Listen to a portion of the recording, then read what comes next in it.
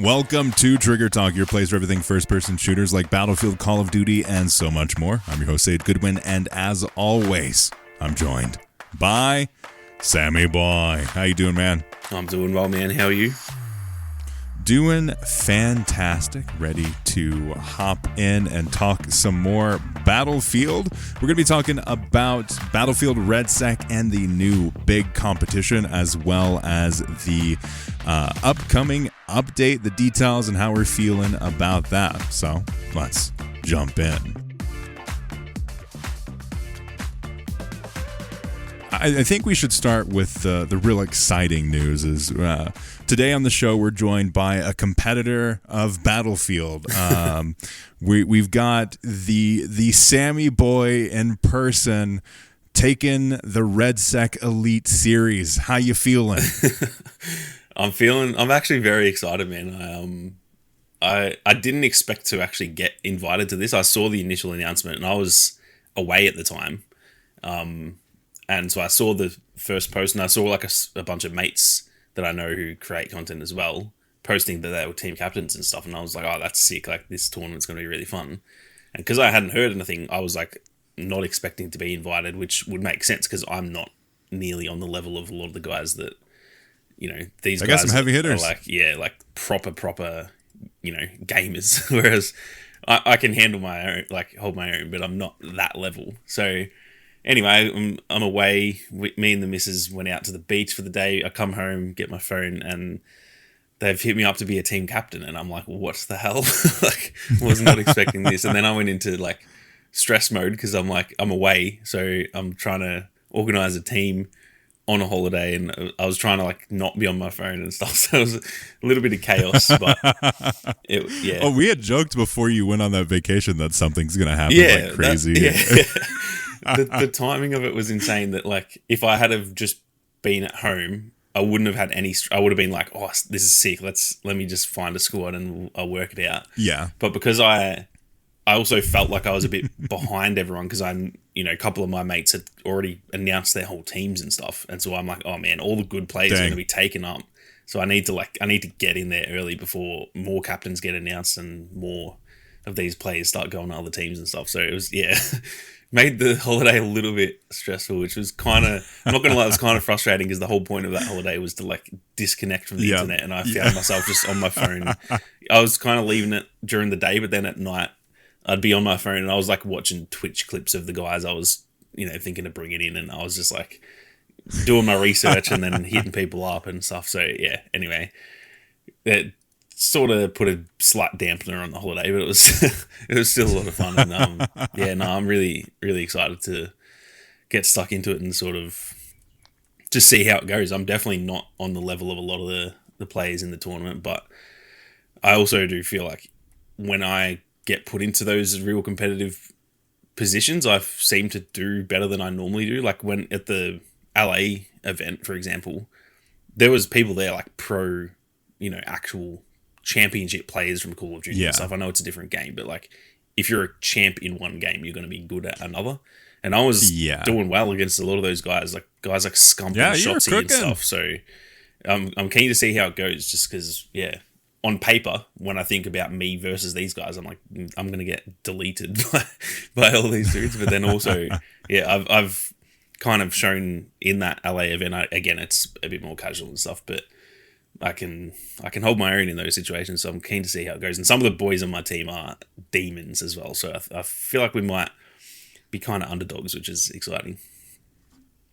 So I want to talk about who's on your team, but first, just in case people haven't known, because we're talking about this before we recorded, EA and DICE haven't necessarily done a really good job of promoting this. Like they've very much relied on the content creators themselves rather than like what a lot of these big esports communities and competitions do, which is you just see it everywhere. They're partnering with this and they're partnering with this. I mean, technically, I think they've partnered with Red Bull and they've got a big they've got a massive prize pool that they're bringing in for this, but like I haven't seen a whole lot. But if you don't know what's going on, this is called the Battlefield RedSec Elite Series. Quite the mouthful there. It launches Wednesday, December 10th, and it is an esport event trying to enter the esport space and be a bit more competitive in that space. So we've got the first big competitive competition type thing with a Battlefield game.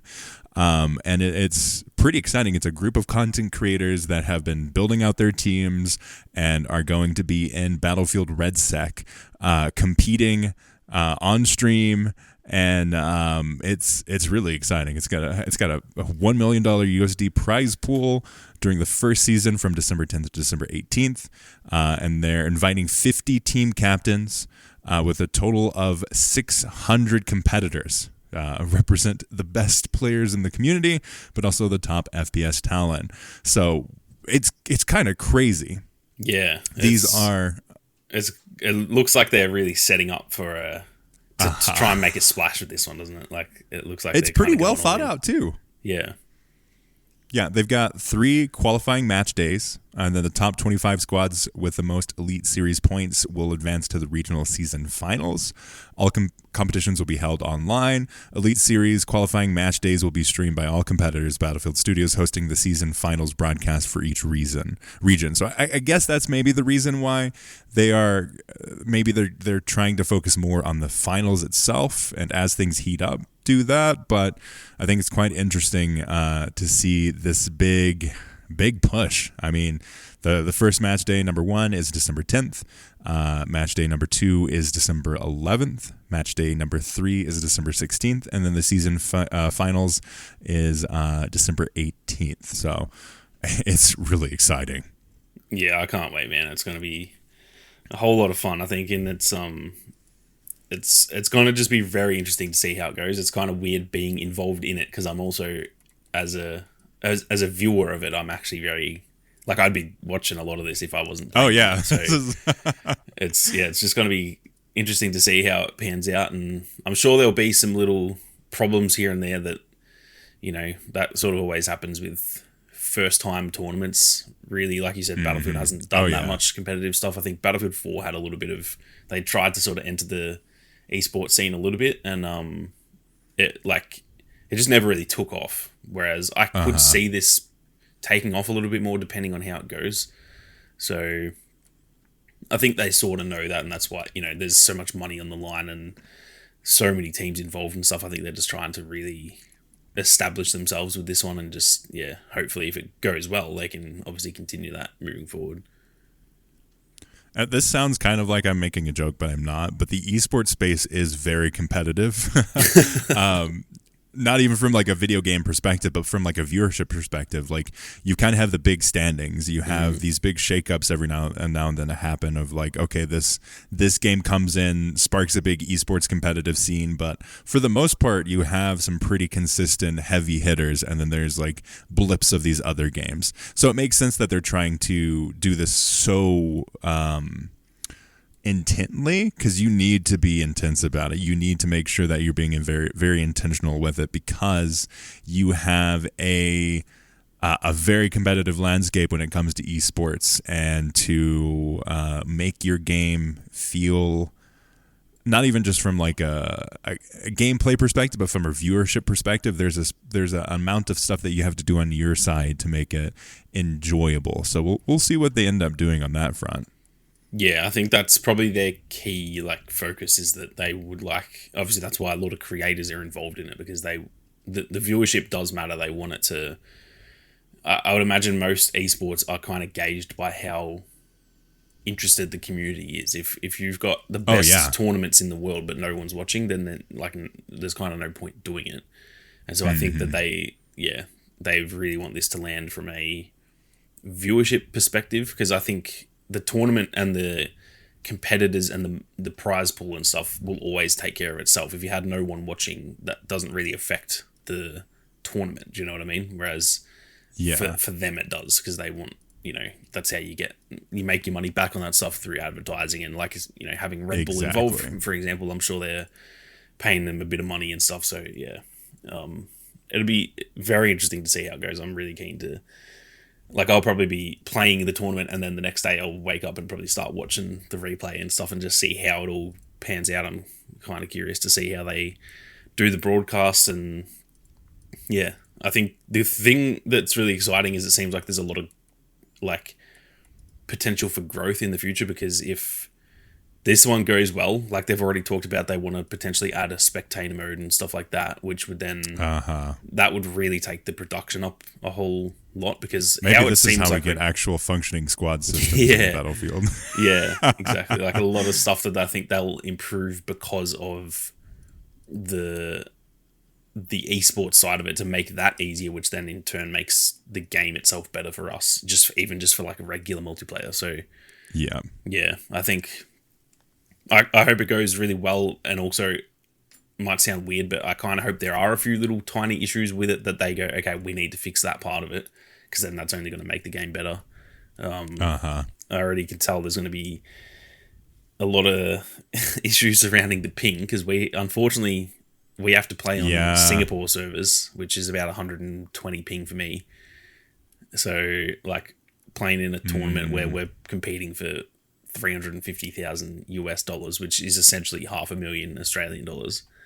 Yeah. Like on 120 ping is kind of wild, when there are teams in Asia who will be on like 30 ping. So there's going to be some little issues here and there, but yeah, I think we all know that being involved, and I think there's been discussions in sort of the organizing Discord for it, and I think we're all aware that it's not going to go perfectly well, but that's sort of always the case with tournaments. If you're not doing a LAN event, like there will always be some little hiccups, and that's sort of just to be expected, really. Have you considered flying somewhere with your team to get a better ping? Honestly, it would be worth it. If you ended up winning, it would pay for it, I guess. Yeah, there's like a big chance of winning. Yeah.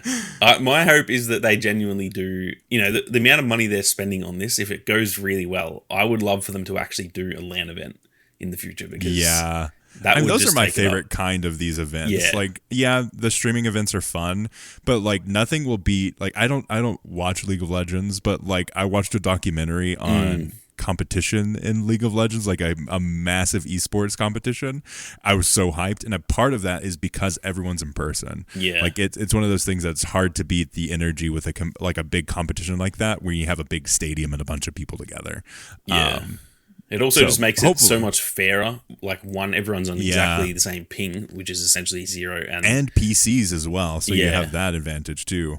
And also there's no like, not that I'd be shocked if anyone tries cheating in this, but like in person that is impossible. If someone's going to try and have some sort of hacks on their, they're getting kicked out immediately. So I just think a LAN event in the future would be so much fun. It's obvious that would cost them God knows how much money, because if they do it the same scale as 600 players, they might not pay to get everyone out there or whatever, but they've still got to host. They've got to find a place to host 600 people, and like the LA event was plus around the audience 300, I think, and that was a huge place, and like that's, you need 600 PCs that are all like top end and stuff, so it's going to cost a lot of money to do that. I'm not sure they will, but that would be my dream for this. Even if I'm not involved, just being able to watch that in the future, seeing massive LAN events and all the best Battlefield players being out in America or wherever they do it, to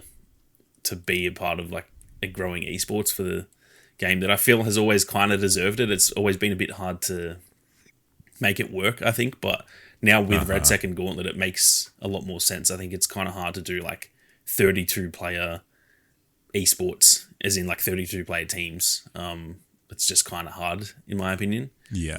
It's maybe more so for the viewership. I think it sort of works fine with the players, but it's just not as interesting to watch. Whereas like a Battle Royale or Gauntlet in this case as well, they're just a bit more interesting to watch, I think. So well, we talked about this at some point. I don't know if it was on the podcast or not, but like we talked about how you've got a built-in almost story structure with a Battle Royale. Like you kind of have a hero's journey, so it's easy to kind of like build that from like a narrative perspective, because it's built into how the game works. So there is that side of things too. Yeah, that's something that I think kind of goes under the radar. That's why Battlefield has never actually done that well for viewership on streaming and stuff. It kind of does alright for videos because a lot of people will do guides or like funny stuff or whatever. There's ways you can make it, or even like it's just super cool to see someone like at the top of the game. Yeah, exactly. Rather than like you're not gonna hop on and watch someone necessarily play Battlefield all of the time. Yeah, I mean there are a few streamers that can do that, but it's mostly like it's not because of Battlefield's game style or game design that it's because of that.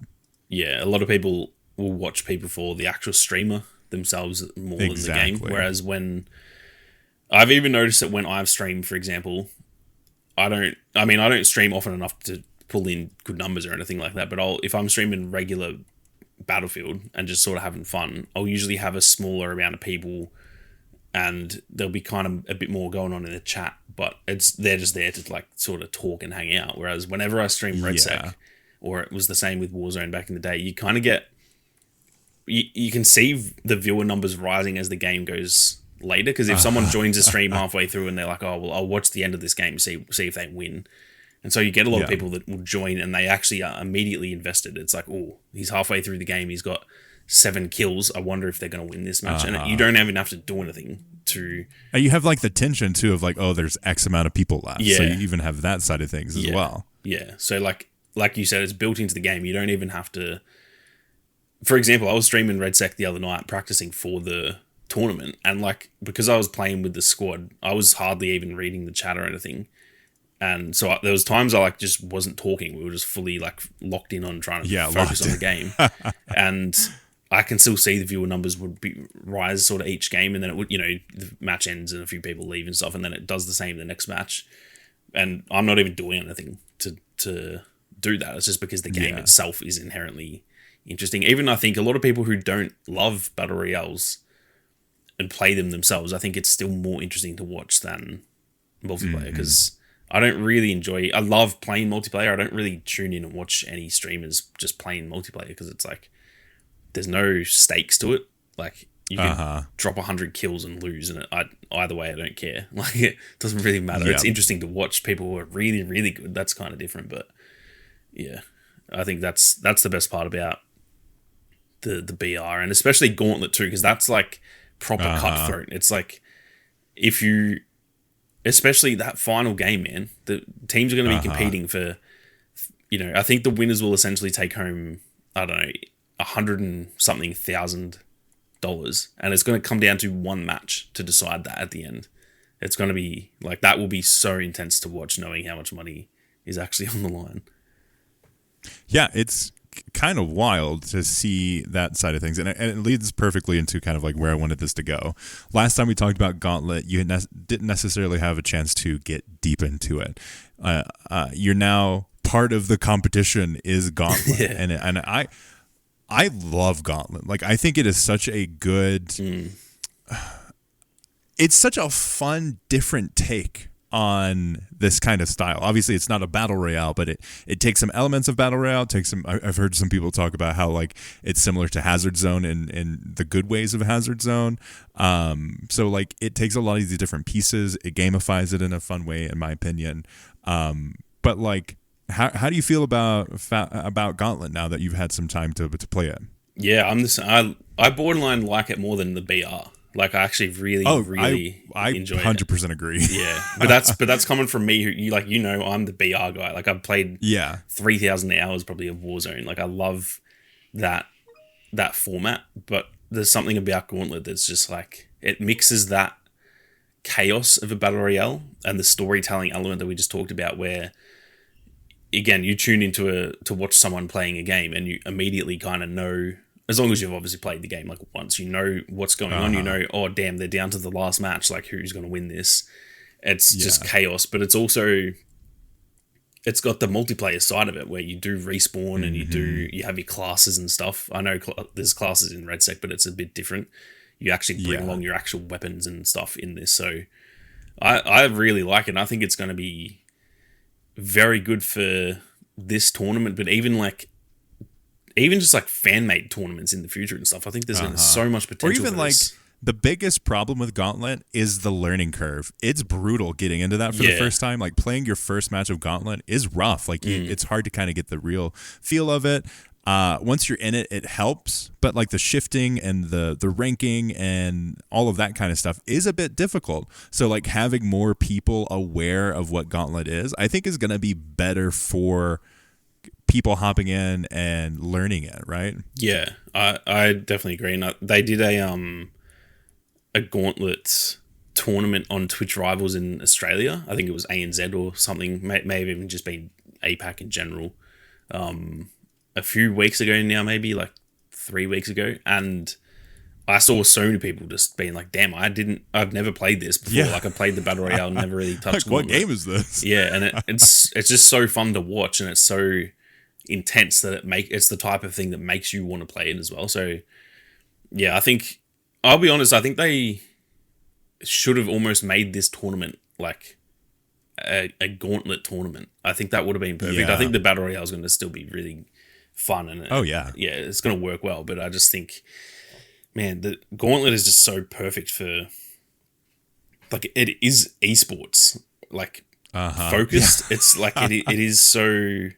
Well, you're in a tournament basically, like in the game. Yeah, that's what I love about it, is that it's kind of taken something from the finals that I loved, that whole like tournament aspect that I've never seen that in the game before, the finals, I don't think. And it's like done that, but it's completely its own thing. I would, if they told me that was coming prior to launch, I'd be thinking, oh, you're just kind of copying the finals, which for me, I don't really love that when a game like straight copies another game. But the fact that they've taken just like that little element of it with the sort of knockout element, but it's still very much Battlefield. It's still its own thing, and it's really unique. I've never played any game like Gauntlet, I don't think. Yeah, I think they've killed it. I'm sort of shocked that they're not promoting it more. Like this should be the thing. The multiplayer itself sells itself. I think if you like Battlefield, you like Battlefield 6's multiplayer. You already know that. We don't need to be told, like, oh, go play Conquest, because I already know that. But like a lot of people don't know about Gauntlet because it's part of RedSec, and to me, RedSec is still just Battle Royale. So if you don't like Battle Royales, you go, well, I don't want to play Gauntlet. It's going to be some little spin-off of a Battle Royale, but it's not. It's like completely different. So I really feel like they should be promoting it and sort of making it almost like a focal point of the game, because this, like, almost like you said, this in a way, not that they're similar, but it's like the Hazard Zone of 2042, where it was like the thing that they tried that if that had worked really well, it would have been great. Yeah. Yeah. And like this is that without, it feels like they didn't even really intend it to be this good. It's like, it's an afterthought to RedSec to me. Like it's the same with Warzone. They had Warzone, and then they had like the Plunder game mode, which was just a little spin-off kind of thing of Battle Royale, which is kind of similar in a way to Gauntlet. But this shouldn't be a spin-off of RedSec. It should be its own thing, and it should be being talked about, because it's so good. No, I totally agree. And I'm glad that they are going to kind of like end it on Gauntlet. Like, and talking about like the whole like Hazard Zone experience. Like, this is a new style of thing for Battlefield, and I just hope that they, like you said, put some effort behind it to make people aware that this is a fun, different experience.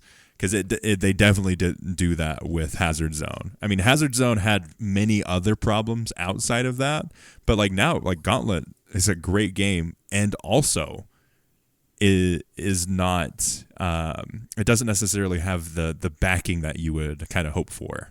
Yeah, because I do still feel as though RedSec will get the priority, because it's, I don't know, something about Battle Royale is just like that draws more attention and draws more focus, I feel. But, and don't get me wrong, RedSec, it probably sounds like I'm knocking RedSec. I love RedSec. It's a lot of fun. Oh yeah. But it's, to me, they should be treated like equally, whereas it does just kind of feel like you've got the BR and then you've got the little side mode for it. And to me, they should be split into two different things, and it should be like multiplayer, Portal, RedSec, and Gauntlet. Those should be the four. And I guess the campaign. Well, Gauntlet's different enough that it would justify that. Yeah, 100%. Yeah. So I'm really excited to see what what happens. I'm excited to see the SammyBoiii team, how that one goes out. Who you've got on there? Who's the competitive SammyBoiii team? So what kind of heat you packing? We've got some very good talent on the team. I have managed to secure a few. The way that I sort of like chased these guys down was literally looking at the tracker.gg leaderboards and just trying to find like people that I had either seen in game sometimes or people I'd heard of, or even some of these guys I'd never heard of. And I was just like going through people's stats and looking at, not that stats define everything obviously, but just kind of trying to get a gauge on some really good players. And then because you can link your socials and your Twitch and all that to tracker.gg, the ones that had their Twitch accounts linked, or even the ones that had like TTV in their name, for example, I'd go and check them out and just kind of see how I felt they played and all that kind of thing. Because I wasn't just going to pick someone who's like good but didn't look like they'd be a team player or whatever. So I've got some demons from the leaderboards. I think the first guy we've got is Ralmy, who I'm pretty sure is like top 15 in Australia in most stats, pretty much. So he's a beast. He's a Twitch streamer. Most of these guys are on the smaller side, which I kind of like. I like that we're not a bigger, my channel isn't that big either. So it's like we're going for the sort of underdog story. Bringing the underdog heat. Yeah, exactly. So yeah, we've got Ralmy. We've got another guy called Zeusa, who's also an absolute demon. He's really fun to watch. That was kind of the main reason I went with him. He's just like, the way he plays is kind of like similar to me, but obviously far better. His KD's like double mine, but he's a beast as well. And then we've also got a guy called Nick, who is sort of well known within the Aussie community. He was getting vouched to me by other team captains and stuff. I was talking to some of the boys because obviously we're all friends, and they know the Battlefield community a bit more than me because I've never been as, they're like Battlefield creators. I do multiple channels, so I'm never as close into the community. So I was sort of hitting them up saying, if you know anyone who's a beast, like let me know.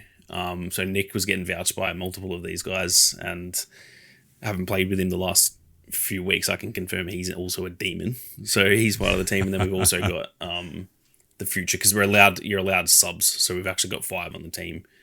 There's a guy called Future who is one of the top Warzone streamers actually. So he has played a lot of RedSec, but he's not necessarily like a Battlefield player. But I thought his expertise in Warzone would translate over well because they're pretty similar games. Yeah.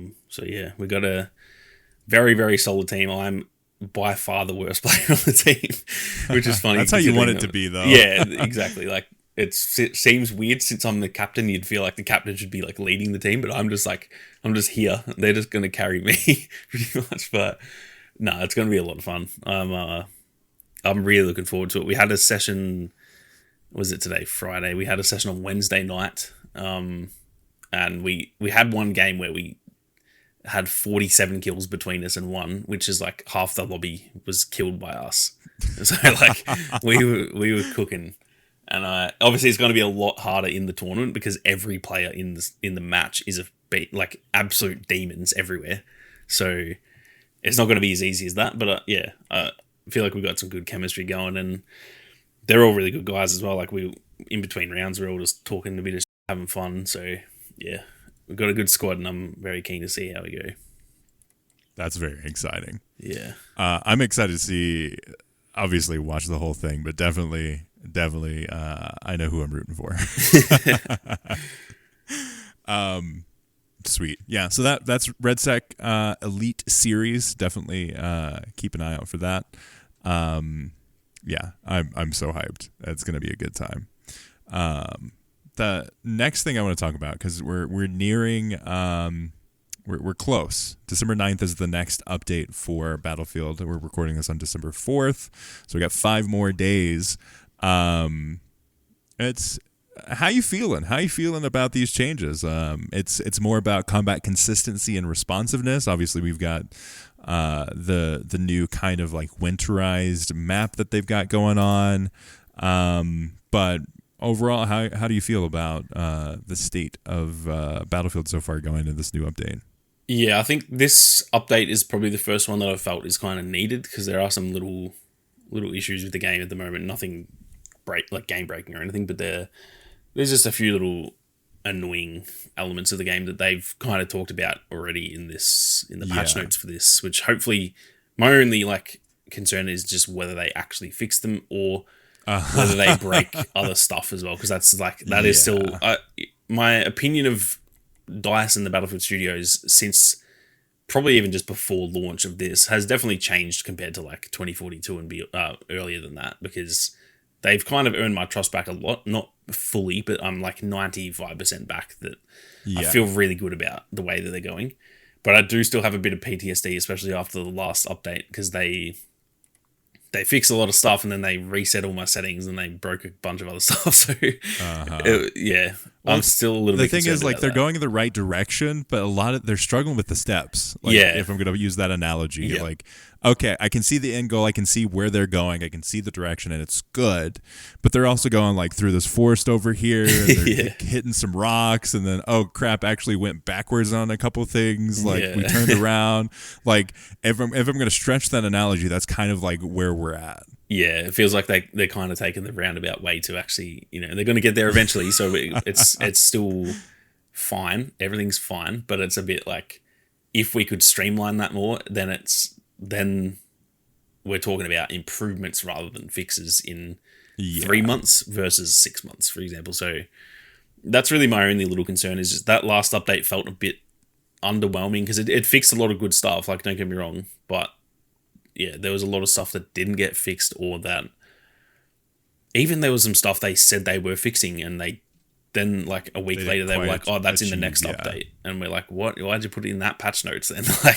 So just little things like that is my only real frustration with the game at the moment. I think the audio needs some serious work, mostly for RedSec. It's actually not that bad in multiplayer, other than a few little areas. I feel like the footsteps sometimes aren't fantastic, and sometimes there'll be a vehicle outside your window and you can't hear it, and little things like that. But the audio in RedSec, I'll be honest, is bad. It's actually terrible. So when someone says that, I'm not as well versed in that aspect of things, because most of them kind of sound the same. But when we're talking about audio being bad in these games, we're talking about not being able to hear footsteps, or things not necessarily being placed correctly, right? Yeah, that's pretty much, that's for me what the issue is in RedSec, because it's weird. Like I said, the multiplayer side of it is mostly fine.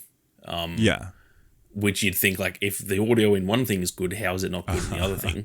And my issues with the audio is not to do with the actual sound design. I think I mean, they've literally been nominated for a Game Awards category of sound design. It's not the sounds themselves. Yeah, they've done a really good job with the immersion and all of that side of it, the actual noises that are happening in the game. But it's almost more like it's a bug side of it, where there's just certain things that don't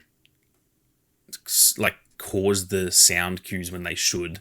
The thing with RedSec is it's the audio is just very muddy. You can hear pretty much what you need to, but you don't know which direction it's coming from. You don't know if it's that's your the teammates. problem I have is half the time I can hear something happen, but I cannot for the life of me tell where it came from. Yeah, that's the major issue with RedSec, and this is just a working theory. I don't know if they haven't said this, but for me, as soon as it launched and I could tell the audio was bad, my initial thoughts is that it feels as though the actual circle itself and all of that fire is causing this. It sounds like the game is in general just very loud. There's just a lot of noise that I don't know what it is, and it's to me it's almost like the audio of the flames on the outside of the map is drowning out the rest of it. Even if you're in the center of the map, it's you can kind of hear the flame in the distance. There is a sound somewhere. Yeah, and so it's making it all kind of muddy. Footsteps are, the direction of them is just almost non-existent. If you're in a building and you can hear footsteps, I don't know if they're on my floor, I don't know if they're next to me, above me, below me, I don't know. I can hear them sometimes, sometimes I can't hear them, but even when you can hear them, that isn't enough. You need that directional audio, especially especially in a battle royale, because it's like that's crucial information. If someone in my building and they're going to kill me, I need to know where they are, because that's the downside to sprinting around, is that if you want to sprint, you're going to be loud. If you want to be silent, you can be silent, but you've got to crouch and you've got to play it slower. And that's like a crucial element to the game. So that's probably the major issue for me. And also, again, the vehicles, like I've had times in RedSec where there's just a tank has just pulled up on us out of nowhere. I should be hearing a tank from like 500 meters away from me. And there'll be times when you're just like in a little building somewhere and you're looting up, and you just walk outside and there's a tank like that's clearly gotten there by driving over, which you should have heard, but you didn't. And if you had have heard it coming, you would have been like, all right, there's a tank. We need to get out of here before it gets too close, because then we can't do anything. But because you can't hear it, you go outside, oh, there's a tank, and we can't deal with that. So just little things like that's kind of the issue for me with the audio. It's just muddy is the best way to describe it. You can hear most of what you need to hear most of the time, other than the vehicles kind of just sometimes don't have audio. But everything else, you can kind of hear it. It's just, I don't know where it's from. It's sometimes louder than it should be. So teammates' footsteps are really loud, but they're not even that close to me. So then I start going, oh, is that an enemy? Like, that sounds closer than my teammates are on the map. So maybe that's an enemy. I don't know. Like, that's the issue with it. It's just kind of the directional side of it isn't really working. Yeah. That's yeah, I think they definitely need to work on that aspect, and I do think this competition is going to shine a light on a lot of those aspects of things, and hopefully will motivate these changes that they need to make, because like you can tell a lot, and this is any company, you can tell a lot by what they prioritize and what makes them money by how much they keep it up. It's like if we're looking at cars, and I think the clearest example of this, because there's so fewer cars that they make, is like Tesla. Tesla makes 4 or 5 vehicles. They only really care about 2 of them, and that's the Model 3 and the Model Y.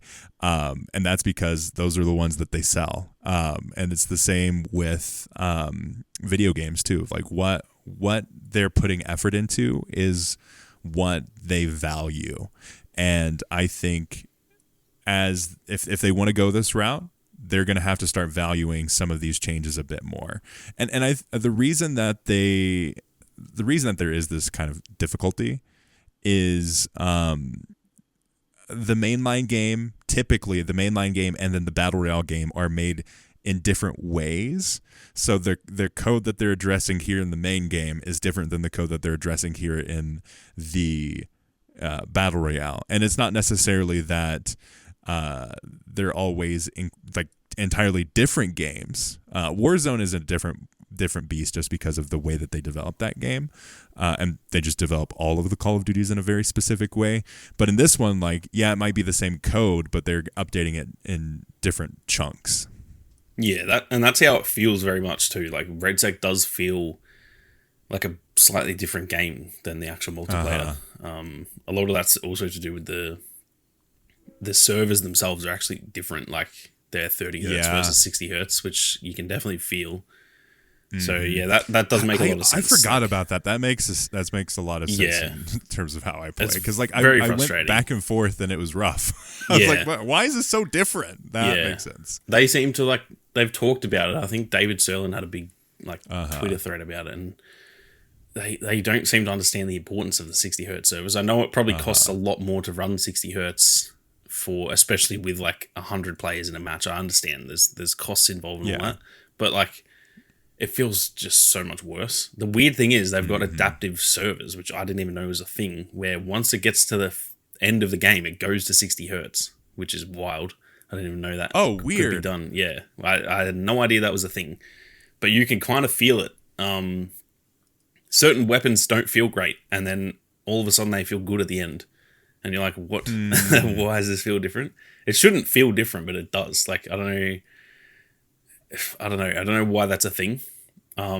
Because if I remember correctly, that thread by David Serlin was also pretty spicy. yeah, it was kind of like he was very much defending their decision, and everyone was kind of like, well, no, like we don't agree, and like, you may feel like that, but that's not how we play this game. Yeah, so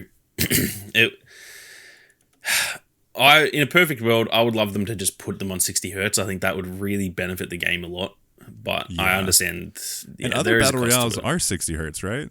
Well, the weird thing is, right, Warzone is 20 hertz. I did not know this until that thread. I did not know that Warzone is a lower tick rate, which to me is insane. Feels much better though. Warzone still to me feels smoother than RedSec. So it's something to do with the way that tick rate and like interacts with the code of the game. I don't know. I don't know enough about any of this to try and pretend like I know what's We're not happening. Developers. Yeah, so I'm not even going to really dive into it, but there's something, because it's always been a thing in Battlefield that we always ask for 60 hertz.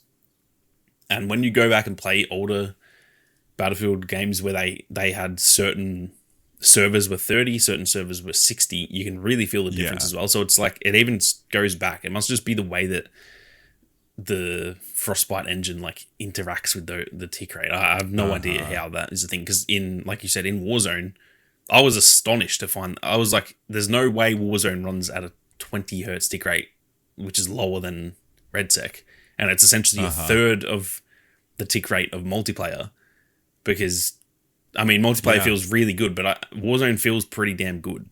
So the fact it's running at a third of the hertz as freaking multiplayer is insane to me. Even PUBG, I think PUBG also has that adaptive tick rate where it's like 30 and then it goes to 45, or it's 20 and it goes to 45 or something like that. So yeah, it's the fact that the others don't do it makes me think they just won't, because they're like, well, these other games don't have those tick rates, so we don't need to as well. To be fair, they're also working with EA servers. yeah, that is the other thing. So yeah, I would love them to move it over to 60. I think the game would feel so much better, because it just feels like slightly clunky, which is weird, because it's the same game. The buttons and everything are the same. I'm playing the same game. So it shouldn't feel different, but it does. Looting feels just a little bit weird. It feels like I press the button and it's like slightly delayed when that's not really how the tick rate works. It's noticeable, and we shouldn't be able to notice it. Exactly. Like we're talking about in Warzone, it's a lower tick rate and we just don't notice it. Yeah, like the fact that I didn't even know that. I've been playing that. I've played 3,000 hours of that game. I just found out when this thread happened that it's 20 hertz. Like, that is crazy to me, because I was like, oh, this must be 60 hertz. It feels good. So yeah, it's got to be some like more of a bug issue than just the servers. I don't know enough to know how that's a thing, but it's not just me saying. I've seen so many people tweeting about like how weird it feels playing RedSec. It still feels good. I'm not trying to say the game feels bad, but it's like noticeably less smooth than the actual multiplayer. It's the same kind of like the audio. The audio is a little muddy, and there's just a little bit of a delay on movements that shouldn't be there. Yeah, which is weird, because like to me, the tick rate shouldn't make you feel a delay, because that's not really how tick rate, to an extent, but we're talking, it's not that much of a. It's the same as like frame rate, right? The difference between 144 hertz versus 165 hertz, you can't really tell the difference between that much in terms of it. It does make the game feel like astronomically different.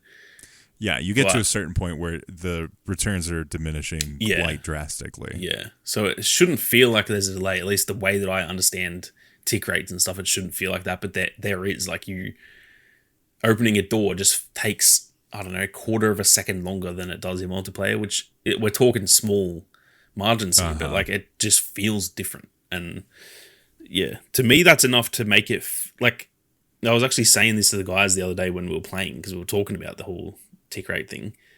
It just makes me feel a little bit like uncomfortable playing the game, because it feels like I'm not used to this game, because I've played so many hours of multiplayer. And then I played this, and it's like I'm learning a new game. Everything is the same. It shouldn't feel like that, but I feel a bit like on edge, because I'm like, it doesn't. I just don't feel like comfortable playing it versus multiplayer. I feel like I'm really in the groove, and I don't. Something ever is feel noticeably different here. Yeah, it's like it sets off something in my brain where my brain is like this. I'm not used to this game. I need to slow down because I'm like learning it. When I've played enough hours, I've probably played like 30 or 40 hours of RedSec. Like I should be fine at it, but it just, I don't know. It just feels just that tiny little bit off to where it just throws me a little bit, and I even feel like sometimes I'll like whiff gunfights because I'm trying to like overcorrect my aim, or I'm not correcting it enough even sometimes and stuff. Like it just feels just that little bit different, that you're like your muscle memory takes over, but it's doing the wrong thing because that's not how RedSec plays versus the multiplayer. So yeah, it's kind of weird, but anyway, that's a tangent probably for another day. But yeah. Yeah, I do think it's quite interesting when we look at that, how things are going. And then, like, obviously they're noticing it because one of the main things that they're looking at for this update, and more than likely the one after that, is like, how can we add content? How can we add all of this stuff? And then also bring in more of these changes. Like we knew with the previous two updates that this was going to be an update with more of these fixes. Like they came out and said it in one of their blog posts, like, hey, we're focusing also on this, and this, and in this update, and then here's some stuff that we're going for the next updates. And so clearly it's something that they were cognizant of, to the point where they announced it ahead of time. So I do think it's good to see. And then I'm really interested to see this winter mode. I'm pretty excited for it, actually. I know it's not like a huge change or anything, but we're gonna be kicking something off, which is it's almost this game's version of a map rework, but not obviously a map rework. But like I like it when a game leans into kind of like the holiday season and brings something themed. Yeah, I agree, except that it's Empire State, which is my least favorite map. So I'm like, that kind of the bummed. downside of it. Yeah, if this was Manhattan Bridge, or really any other map, but I feel like the New York maps make sense. But it would have been so pretty. If it was Manhattan, man, I would be like, yeah, let's play that. But because it's Empire State, I'm like, I'll probably play one game just to see how it looks and feels and stuff. But I can't do that map. I've started using the custom search when I play now, and I just remove that and Blackwell Fields. I just get them out. They don't ever give me that map. Just doesn't have a good flow for one, spawns, and then also just gameplay. Everything is located in a spot that it just shouldn't be, in my opinion. It's too vertical as well. There's like that sort of central building has got like 3 levels, which is just, to me, really annoying because it like overlooks everything pretty much, and it's you get a lot of little rats hiding in the corners and stuff. It's just, I just don't love it. I really tried because I initially didn't like it, and then I was like, all the other maps I like, maybe I just need to get used to this one. Yeah. And I played it and played it and played it. I just don't like it, which is unfortunate. It's one of the few maps in this game that I really like. I genuinely hate it. It's probably, I'd prefer if they replace that with almost not any, but almost any of the 2042 maps. That's how bad it is. Like, I straight up hate it. So the fact that they put it on that, I don't know if they did that because they maybe know. I mean, they obviously would have been working on this ages ago, but they surely would have known before launch that maybe wouldn't be a fan favorite. I'm confused why they put it on that, unless it's to get people to play that map a little bit more. Or, to try to promote it a little bit more. Yeah. But yeah, that's my only issue with the content for this season, or for this part of the season, is that it kind of feels like, for me, we're not getting anything because I won't play it, which is that's my choice. So I'm not going to blame them for that. That's me deciding to do that. But to me, I'm kind of ready for season 2 to actually get the next round of content, which I guess isn't that far away anyway. Like, that's kind of crazy. We're almost at season 2. Not really. Yeah. It'd be like, early mid-Jan or something, if I had to guess. So yeah, mid-Jan or maybe early Feb. Like, we're going to be getting pretty close. I feel like they need to hit the new year pretty strong. Yeah. And that would be a good way to do it. Yeah. I think, I haven't even checked. I probably should. I think you can see in game when you look at the weekly challenges, it should show how many more weeks there are left. Oh yeah, and then I should be able to actually. Don't know how I haven't actually done that already, because I usually try to know when the next season's happening. But yeah, that is exciting though, that we're almost at season 2 already, and that didn't feel the case in 2042. It felt like we were always waiting. But it kind of feels like this season's just flown by. Like it's gone so quick. Like I feel like I haven't really been able to get as deep into the season as I would normally get into a season. And that's the other thing for me too, is that like I've taken, like I said, Blackwell Fields out of my rotation. I genuinely also hate that map. That is a terrible map in my opinion. So to me, we've really only gotten Eastwood, which on the flip side is arguably my favorite map in the game. It's crazy they've had like such stark differences. The first map was maybe the worst and the next map was maybe the best. But the fact that I feel this content about how much content we're getting, and to me, in my head, we've only got like one map and a handful of weapons, which, you know, the new shotgun, not going to use that. The new pistol, not going to use that. So we pretty much got a sniper, which also I don't use. I use the M2010 instead. We've got the Scar, which I actually really like that. But we've pretty much got a couple of weapons. And yeah, because I don't use all the other stuff, the fact I'm still happy means that if season 2 has 2 really good maps and a bunch of really good weapons, it's going to feel even better than this season, which I'm already pretty like okay with. So yeah, it's exciting. It's just such a crazy difference to 2042 that was like just death, just waiting the whole time. On that, it's like you're getting a freaking one map really a season. Yeah. I mean, they could argue that a map rework is part of that, but I would argue against it because they should have gotten the freaking maps right in the first spot. So like there's that side of things, and then also like the amount of time it took for anything to happen, let alone like if we're looking at bare minimums, the amount of weapons or the type of weapons or the variety, like, and then there's the maps, like all of these things, and here we are getting closer to the second season for this game, and we're like, I'm not going to use the shotgun, I'm not going to use the pistol. Like they're not necessarily bringing the content that I necessarily would like be focusing on, at least from like a weapons perspective, but I'm still pretty satisfied, and that's very different from 2042.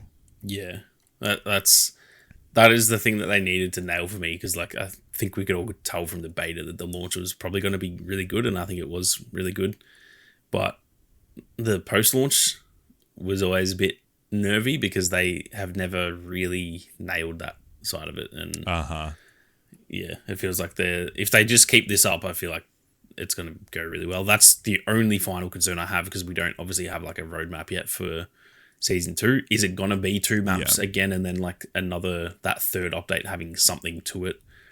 Is it only going to be 1 map this time? Is there going to be less weapons or whatever? Like that's the only thing, which in my head I'm expecting what we got this season.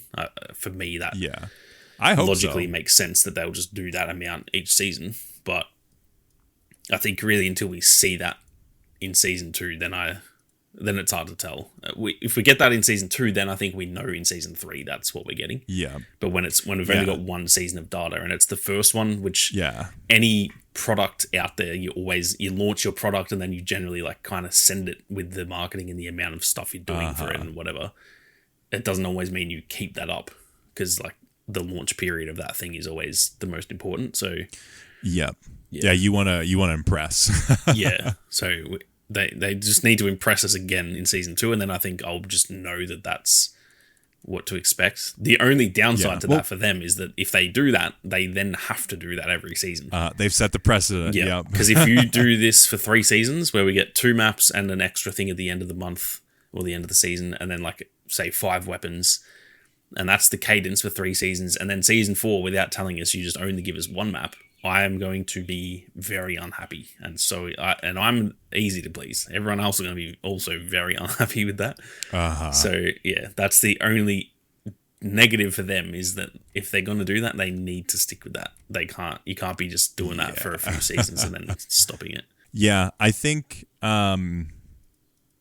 with whatever they do on going forward with this next season, that will set the precedent. If it's like a completely different number, then we can say, hey, okay, every season's going to be something different.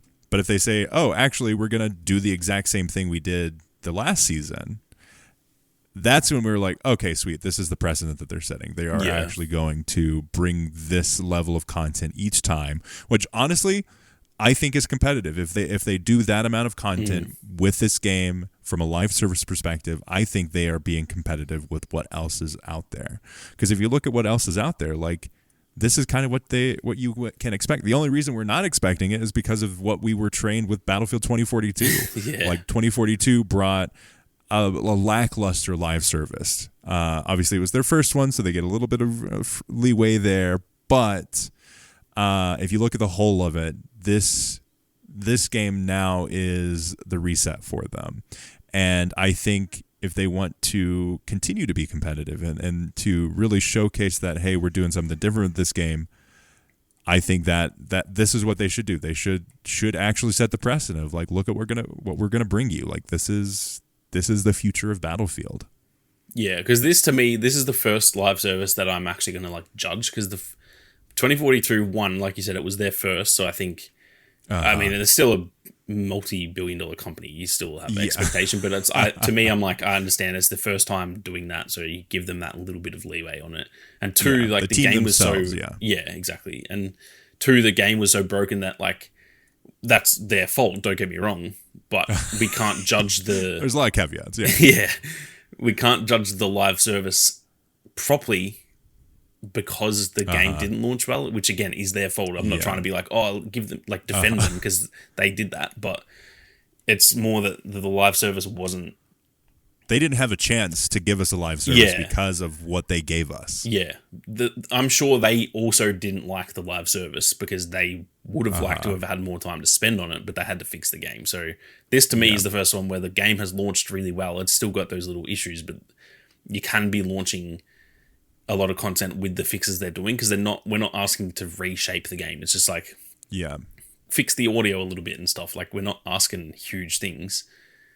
So this to me now, because they've actually launched it well, is the first time that I'll actually judge them, where if they do drop off the content, I'll be genuinely like roasting them about it. Whereas in 2042, to be fair, we kind of did roast them a bit, but it was like, it was just like accepted. I think I was like, okay, this is just how it is. Like, this is fine. Whereas now I'm not going to be like that. It's going to be like, if they drop that off, I'm going to be letting them know that that's not what we're expecting.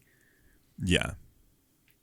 And I love the shift that we're, obviously this is a bigger discussion here, but I love the shift that we as consumers are now expecting more from these multi-billion-dollar companies that are trying to take as much money as they can from us. Like, we should be expecting a good quality live service from a game that we spent $70 on. Like, that honestly should be the expectation that we as consumers have. So there's that aspect of things, of course. But also, like, we also need to take into account as players, like, there are a bunch of people working on this, and they may want to do some things and they just can't. But we should still hold the kind of, like, effort accountable for what they're giving us. So there's this, like, balancing act that we have to take of, like, okay, this like you said, this is their first real start. This is a chance for them to showcase, like, this is what we can do when we're running on all cylinders. In 2042, we couldn't just say, hey, I hate this map. Believe us, we tried. I mean, the kaleidoscope is there. But, like, we're so limited on the amount of maps that we have. If you're saying, no, I don't want to play this map, you kind of just can't play Battlefield. So, like, if you play Battlefield 2042, you kind of have to play everything, even if you don't like it. And now with Battlefield 6, we can go and we can say, hey, let's get a filter where I don't want to play these maps. And you can still enjoy the game. Yeah, which is crazy because, like I said, the map that I have removed from my, like, filter is one of the newest ones, and that is insane to me that I'm fine with, like, there's a new piece of content and I just don't want to play it, and I haven't been, like, getting bored of the map. And I'm lacking something. So that's a really good sign, and obviously as the seasons go on, they'll get a bit more stale, so I'll hope that the new maps aren't like that. But yeah, that's that is kind of crazy that the product they've delivered initially was good enough that I don't even kind of care about the new content. Even if I didn't like Eastwood, I think I'd be fine to just be like, all right, I'll just keep playing the base maps pretty much. So yeah, because they gave us a good quality product to start with. Like that's a game changer. Yeah, it's crazy how we were saying that for years. Please just launch one good, and then we will enjoy it. It's a pretty simple concept. That's pretty crazy, man. I don't know. I think you're kind of asking for way too much over there, personally. No, like I think we're finally getting to a spot where we can have like bigger expectations and a hope that they will meet those expectations, and that's not something that we've had the ability to do with Battlefield up until this point. So I mean, I'm very excited about it.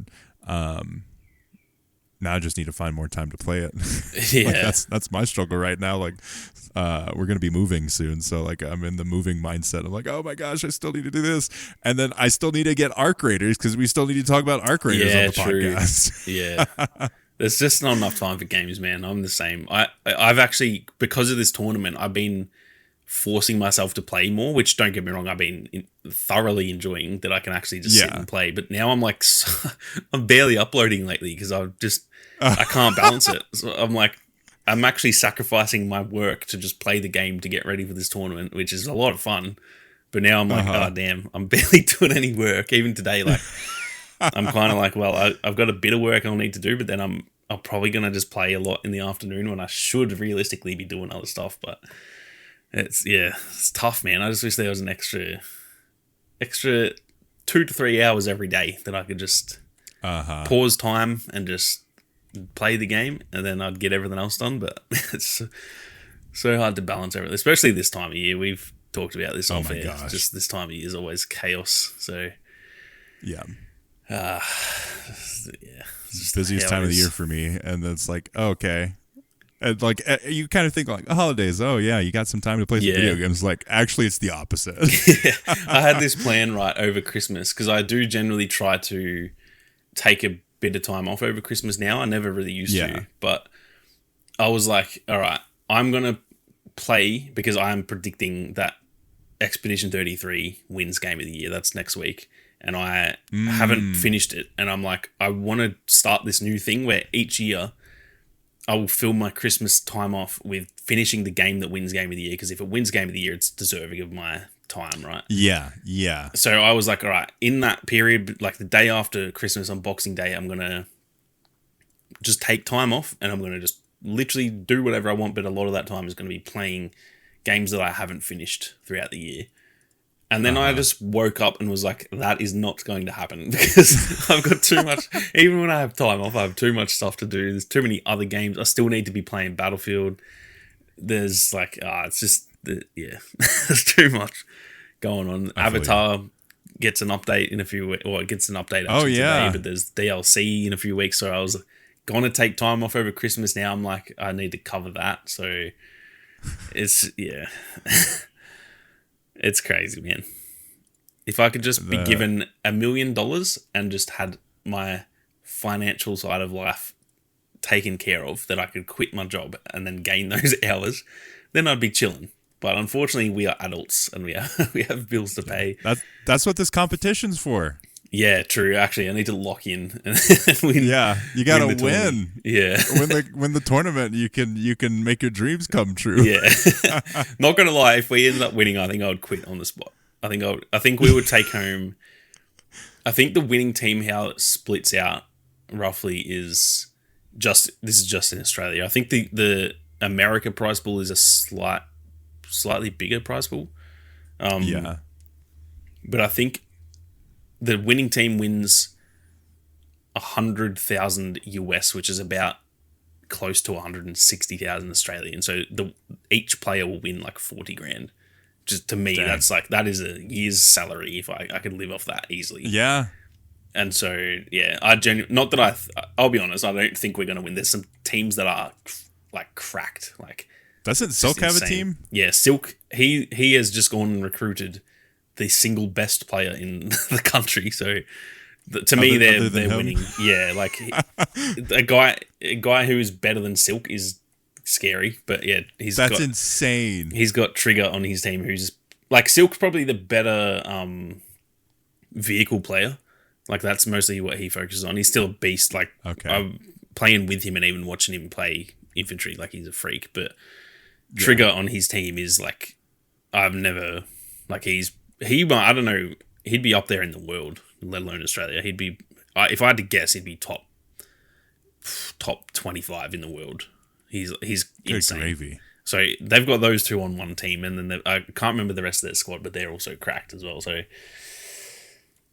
yeah, I'm a competitor. I'm never.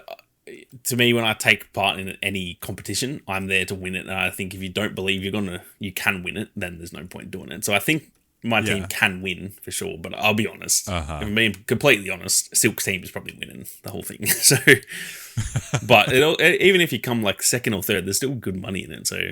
Oh yeah, we're gonna lock in and just see what we can do. You never know, especially because it's Battle Royale. There is that random and also chance. there's the competitive aspect of it too. Of like a lot of these people don't necessarily like. You have the benefit of also running some competitions before as well as competing in them. Yeah. So you have the benefit of like the competitors mindset. A lot of these people may not necessarily have the tournament experience. So yeah, maybe they choke. Yeah, that's true. Even just the fact it's Battle Royale, like I think that is kind of exciting because there is there's random chance to it, and even just in a Battle Royale, sometimes someone who's 5 times better than me, I can still kill them. Like that is still a thing. So yeah, it's going to be a lot of fun. I just think that I kind of hope. Don't get me wrong, I'd be so happy for Silk if they won because he's a good friend of mine. So I'd be like cheering him on, but. I almost just hope like some random team wins it. That'd be so cool to just have some random, especially if it's my team, to be honest. But any team, any team that's I know the random team I'm voting for. any like team that isn't some huge creators and stuff, just like some random team of just absolute demons winning it would be so cool because that's sort of the thing in any competition that makes it exciting when there's the teams are going to win, but then an underdog comes along and wins it. That's like always a lot of fun. So yeah, it's crazy how much money's involved because some people's life could be changed if you win 40 grand playing a game. Like that's crazy to me. That would pretty much be life changing because I would quit on the spot. Like I would just quit my job on the spot. I'd ring and be like, hey guys, I won't be in tomorrow or ever again. See ya. Thanks for your time. Yeah. It's super exciting. I'm really looking forward to it, and I'm really glad that you got invited as a team captain too. Like that's going to be awesome. Yeah, it's just a cool. Like for me, I want to do my best in it and see how we go. But even just being involved in it's just a lot of fun. It's a cool thing to be able to like. Technically, I'm now playing in a pro, tournament. This is for competing for money and stuff. So to me, just thinking back like 7 or 8 years before I started, if I had told myself one day you'll be playing in a $500,000 tournament against some of the best players in the country like that, I'd be like, holy so, and you were hand invited by EA. It's not even, that's the other part is it's like not even it's an invitational tournament. Like that's even more crazy. And one thing that's also cool that we didn't even talk about is the open tournament too. That's like a very small prize pool, but I think how they're going to do that is that teams who win that can like get into the actual elite series next season and stuff. So that's going to be cool to see as well. There might be teams that go to the stomping ground and prove themselves, and then they make it in the actual elite series, and they're in with the big boys. So yeah, I think that's going to be cool. Yeah, I'm so excited that they're actually doing something in the competitive space because it's always super fun. Like I did sportscasting for like some squadrons tournaments way back in the day, and it was such a blast. Like that was like I knew esports was a thing, but that was like my first real like exposure to it, and then like continuing like watching all of these things. Like it's super fun. It's awesome. Like I think it's a good move for Battlefield as well. Like I think they're gonna be. I hope that they are successful with it, because it just makes everything a little bit more fun when you have like that investment side of things into it. Like we said, RedSec needs some updates, needs some changes, and if you've got all of these eyes on it, they're gonna start prioritizing it, and I think that's overall going to be a great move for us, the players, and for the game itself.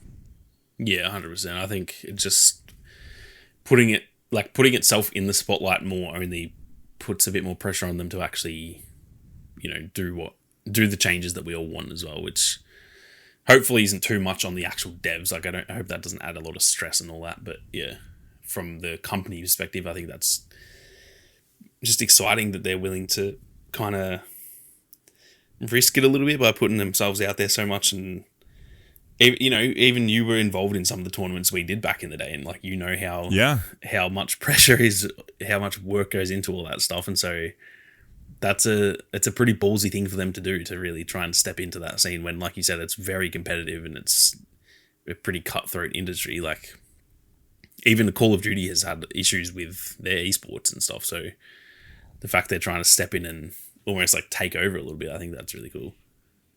Mm-hmm. Yeah, I hope it goes well for them, and I hope that we get to watch even more of it. Yeah. And then I also, there's this really cool team that's going to be competing that I'm really rooting for, so hopefully they win. Let's hope so, man. That would be insane. Pretty sweet. We could technically call this an award-winning podcast. Yeah, I mean, true. Technically. Very true. I could call myself a pro gamer, like an actual. Yeah, I could actually call myself an athlete, because technically, esports. Is a sport. You'd be an esports athlete. I would be an athlete, a professional athlete, which is not obviously when I sit at a desk all day. That's not what I think of myself. But you've been training your whole life for this moment. Yeah. What are you talking about? You could just retroactively claim any video game you ever played as part of your training. Yeah. Yeah. Go up for Christmas and be like, guys, you said that playing video games wasn't real sport. Yeah. Well, I got some news for you. Oh, goodness. But yeah, let us know your thoughts on what we discussed today. If you're, let us know if you're watching this on YouTube. Check it out in the comments. Would love to hear your thoughts on that. If you're listening to this wherever you find podcasts, contact@blinkpodcast.com is the email for that. If you would like to see some of the great content that Sammy is not making right now because he is currently training for the competition, go check out his channels in the description. If you're into Star Wars, check out Star Wars Uplink. And as always, we'll see you later, video gamers.